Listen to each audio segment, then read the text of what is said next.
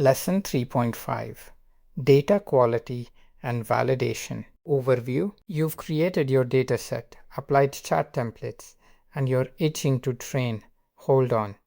Poor data quality is the number one cause of bad fine-tuning results, not the model, not the hyperparameters, not the hardware. The data. In this lesson, you'll build a habit of validating your dataset before a single GPU cycle gets wasted. This is a 30-minute intermediate lesson, and the skills you build here will save you hours of confusion later. Learning objectives. By the end of this lesson, you'll be able to identify the most common data quality problems and write scripts to catch them automatically. You'll analyze token distributions, check dataset balance and diversity, guard against data contamination, and document your dataset properly. The goal is a validation checklist you can run on any dataset, not just this one. Common data quality issues. The first failure mode is empty or null content. Picture a training example where the user message is an empty string or the assistant response is none. The model has nothing to learn from. It's like handing a student a blank exam and grading their answers. These entries don't just fail to help, they actively pollute the training signal.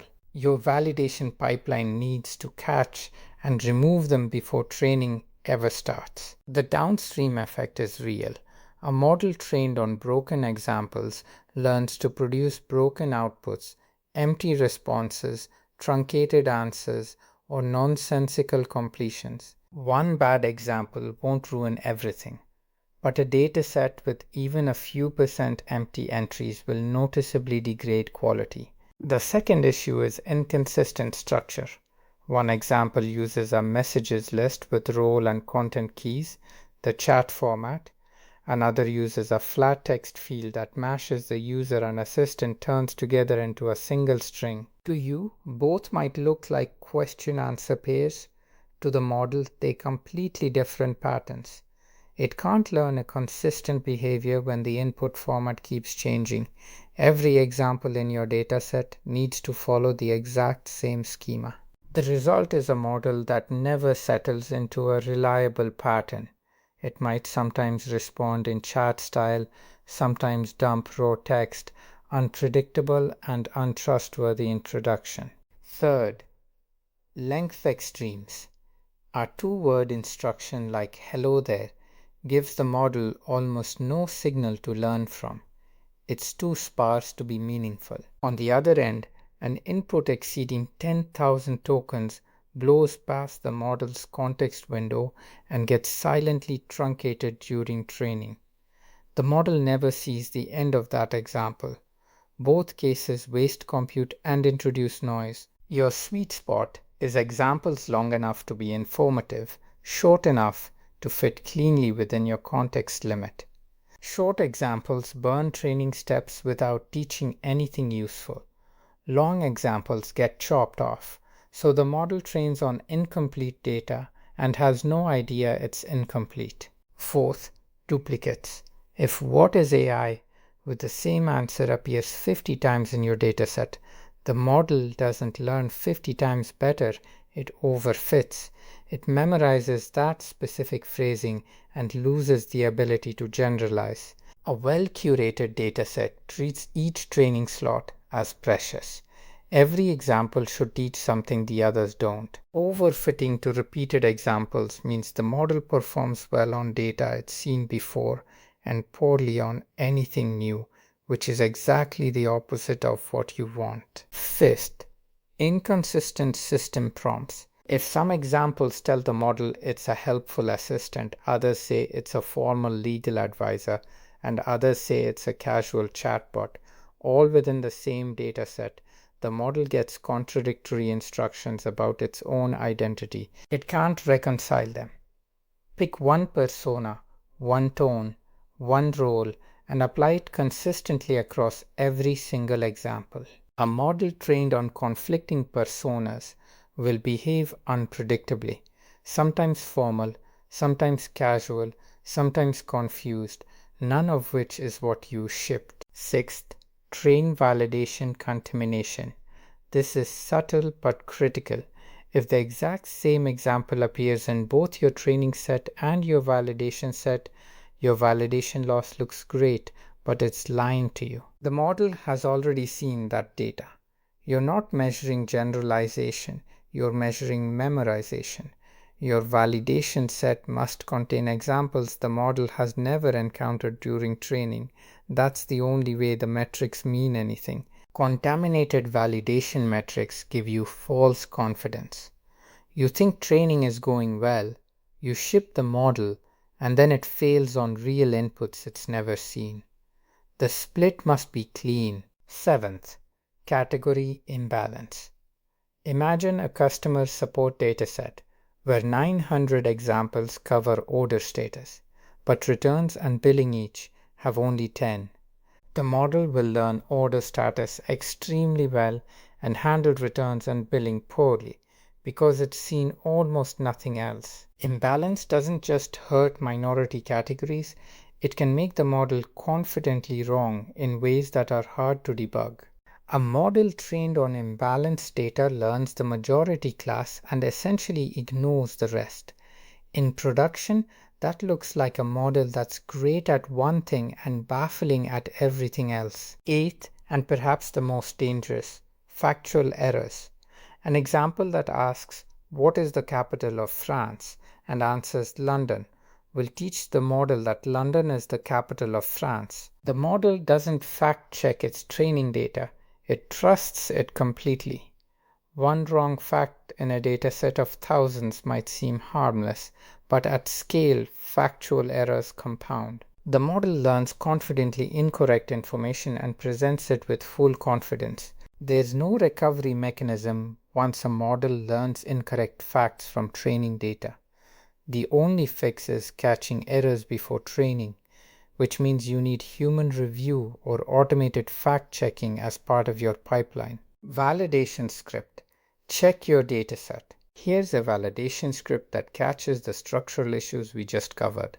The load_JSONL function reads your dataset line by line and attempts to parse each one as JSON, reporting any lines that fail to decode. A single malformed line can silently corrupt your training run, so catching these early is non-negotiable. The validate_dataset function then runs a series of checks. It confirms the dataset isn't empty, verifies that all examples share the same top-level keys, and scans for empty or null values in critical fields like messages, instruction, and output. It also flags examples that are unusually short or unusually long, both of which indicate data you probably don't want to train on. At the end, the script prints a summary. Critical issues mean the dataset is not ready for training. Warnings are things worth investigating, but not necessarily blockers. The script exits with a status code so you can wire it into automated pipelines. If it returns non-zero, training doesn't start. Here's what a clean validation run looks like. The script confirms 150 examples loaded successfully, all with consistent structure and no empty values. The length statistics, average, min, max, give you a quick read on whether your examples are in a reasonable range. Zero duplicates means every training slot is unique. Consistent system prompts means the model will get a coherent identity signal throughout training.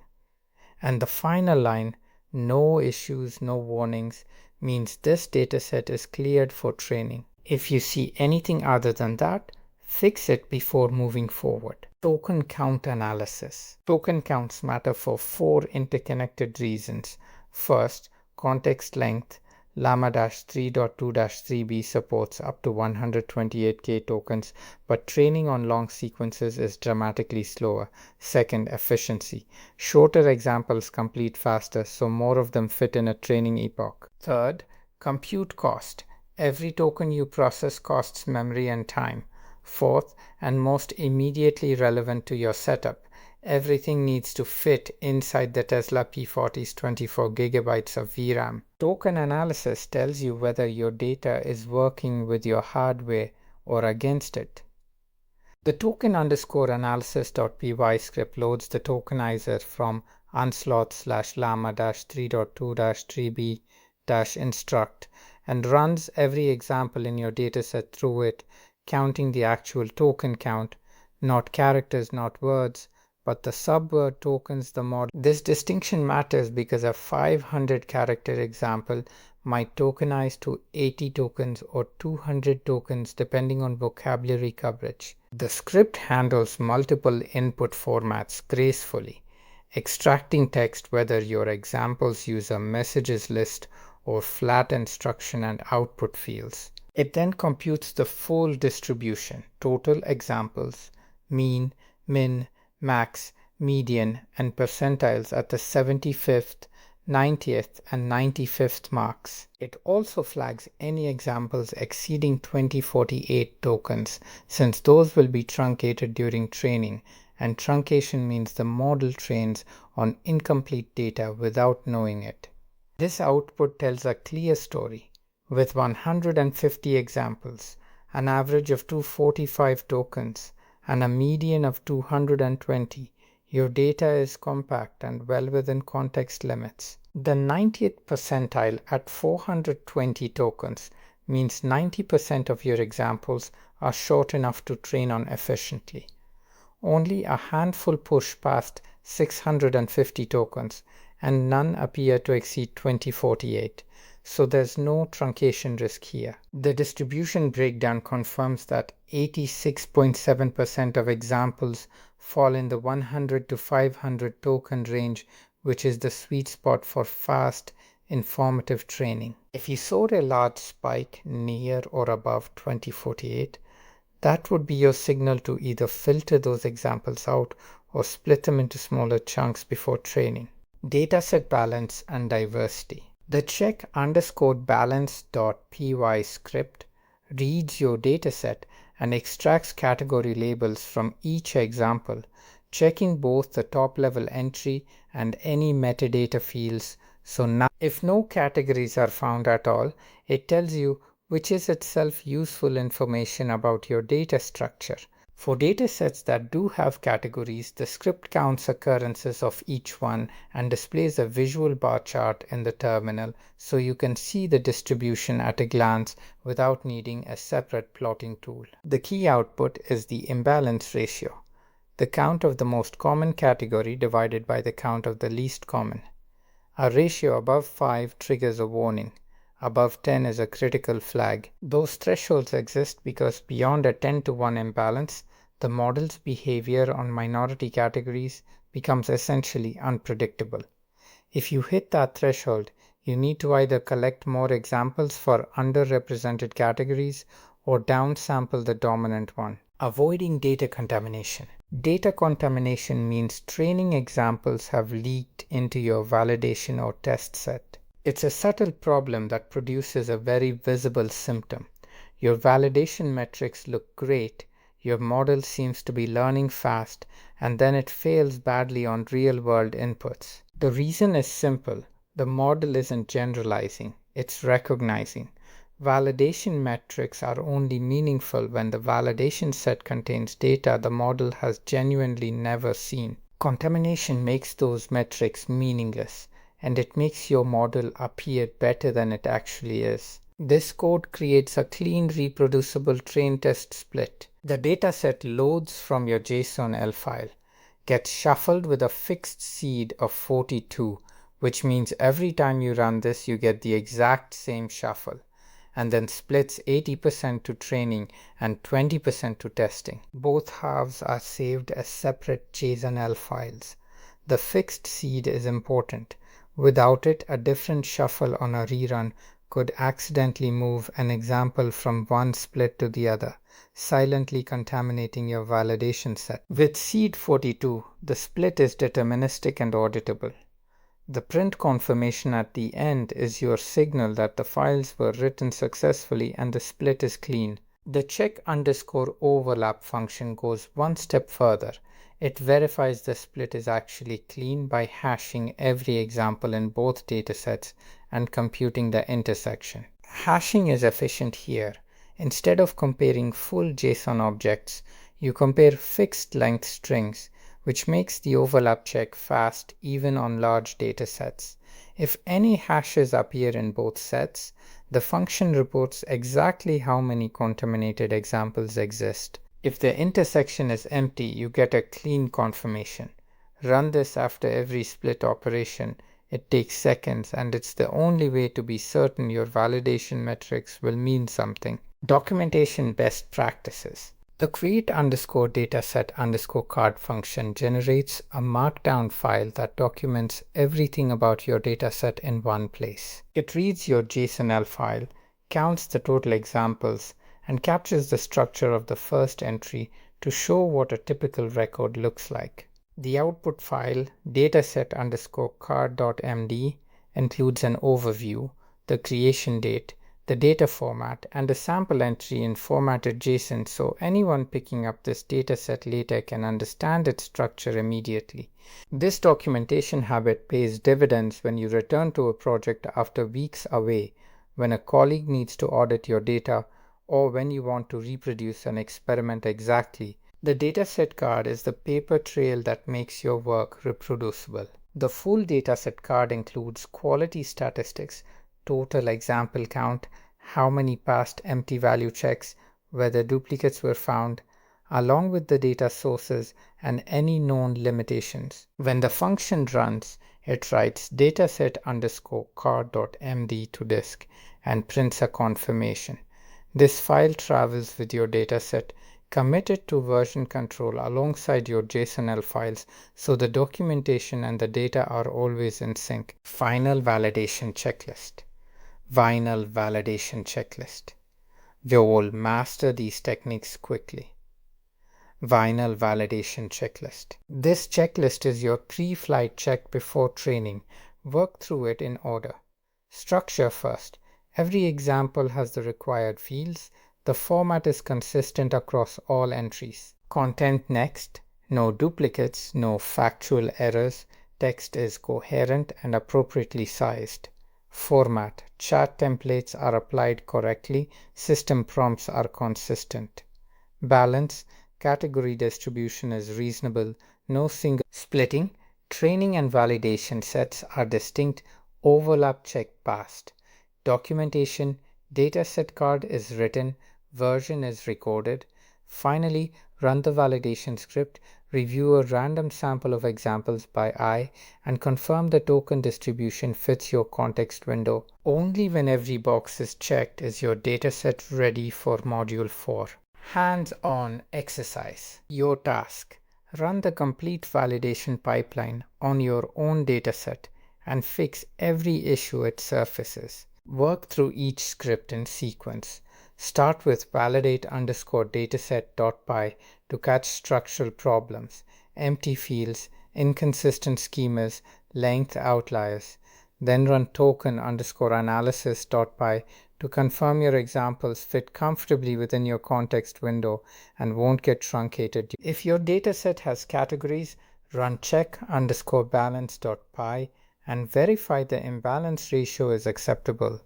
Run check_overlap.py after your train validation split to confirm the zero contamination. Then fill out the validation checklist manually.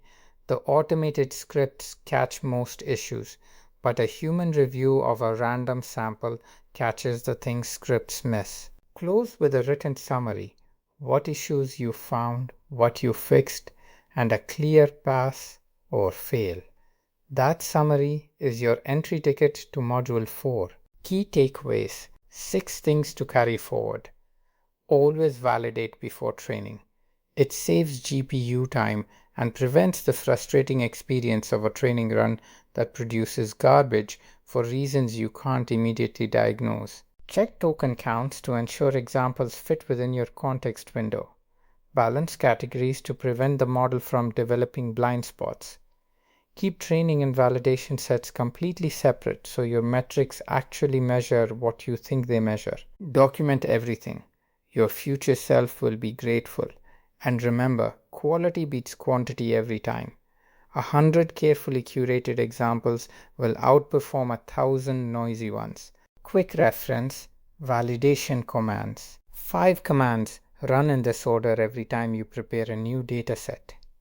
Validate underscore dataset.py checks overall structure and catches empty values, inconsistent schemas, and length extremes. Token underscore analysis.py profiles your token distribution and check underscore balance.py audits category distribution and warns you about imbalance ratios that will bias your model.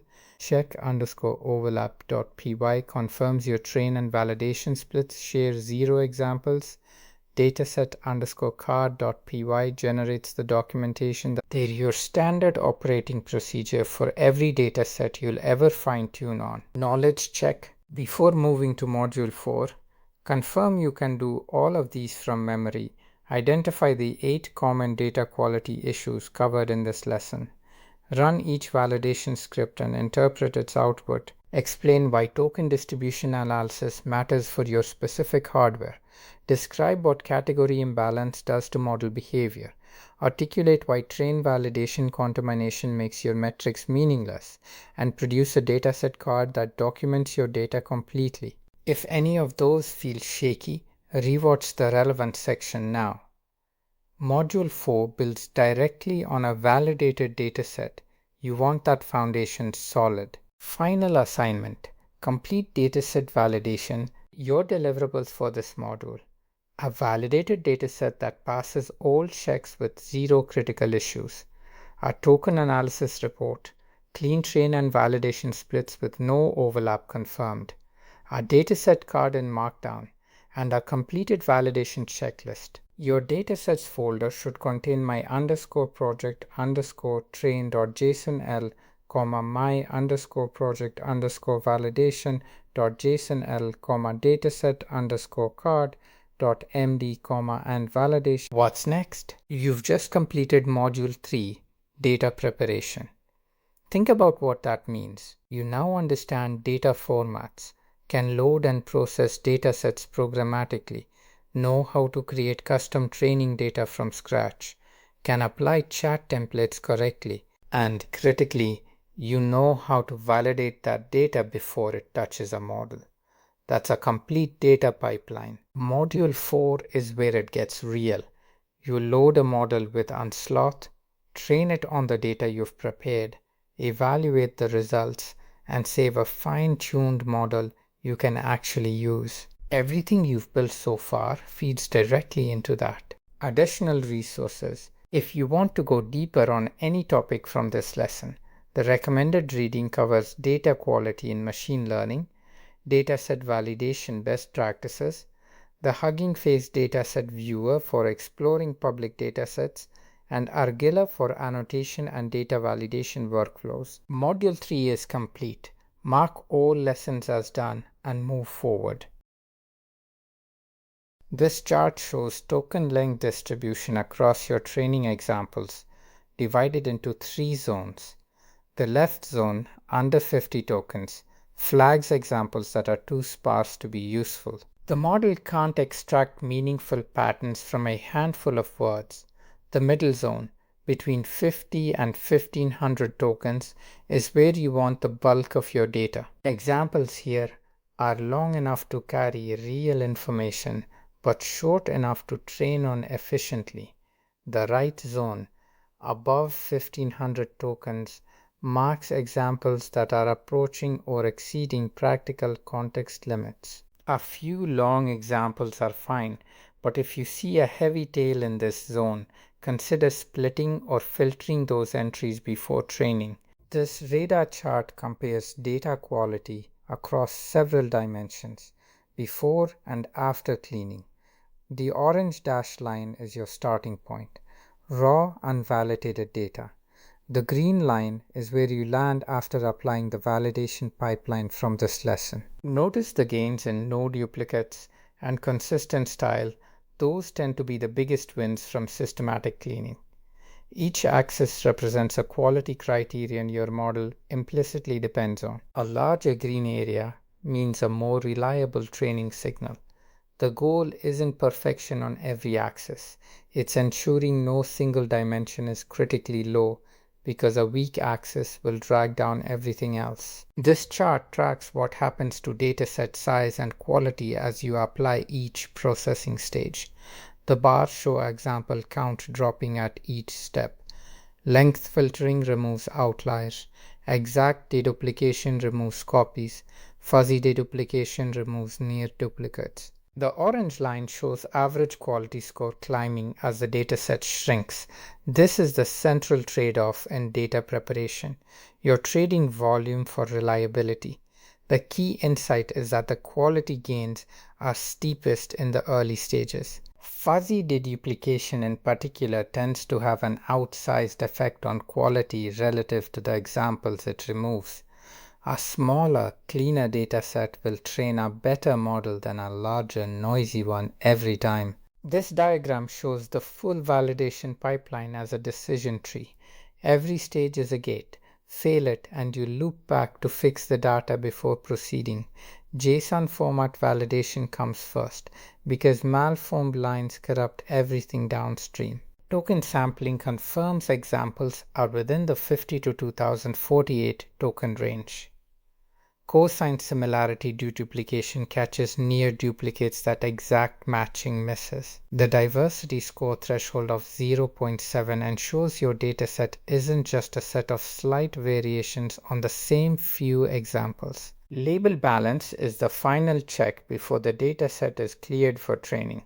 Each gate exists because skipping it creates a specific, predictable failure mode. The pipeline isn't bureaucracy, it's insurance. Here's a direct comparison of a healthy token distribution versus a problematic one. On the left, examples are spread across a range of lengths, all comfortably below the 2048 token context limit. No truncation risk, efficient training. On the right, there's a pronounced spike near and above 2048 tokens.